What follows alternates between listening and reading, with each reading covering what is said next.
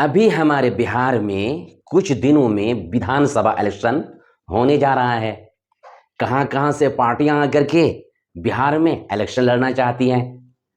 जनाब असदुद्दीन ओवैसी साहब भी हैदराबाद से आकर के इलेक्शन लड़ना चाहते हैं। उन पार्टियों पर कोई एतराज नहीं, मगर जनाब ओवैसी साहब पर एतराज हो रहा है।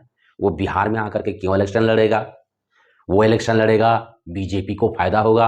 ये तो बीजेपी का आदमी है, उनकी जो पार्टी है एआईएमआईएम, ये बीजेपी की बी टीम है कि नहीं? ये बीजेपी से मिला हुआ है, बीजेपी के पैसे से इलेक्शन लड़ता है।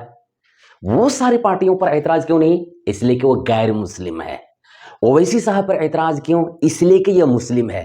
और जब ये मुस्लिम है, बीजेपी का आदमी हो गया, बीजेपी को फायदा इन्हीं से पहुंचेगा, है कि नहीं? वो हैदराबाद से यहां इलेक्शन लड़ नहीं सकता। क्यों? बिहार किसी के बाप का है क्या? खरीद लिया किसी ने? सबका। हिंदुस्तान सबका है। हिंदुस्तान की आजादी में सब रहे, सबसे ज्यादा मुसलमान रहे, लेकिन ऐतराज सबसे ज्यादा मुसलमानों पर।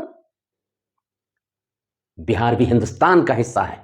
वो सारी पार्टियां आकर के लड़ सकती हैं, तो मुस्लिम कैंडिडेट क्यों नहीं लड़ सकता? हाँ, इसलिए इन पर ऐतराज हो रहा है कि ऐतराज करने वाले को बर्दाश्त नहीं है कि मुसलमान मजबूत हो जाए, मुसलमान हाकिम बने।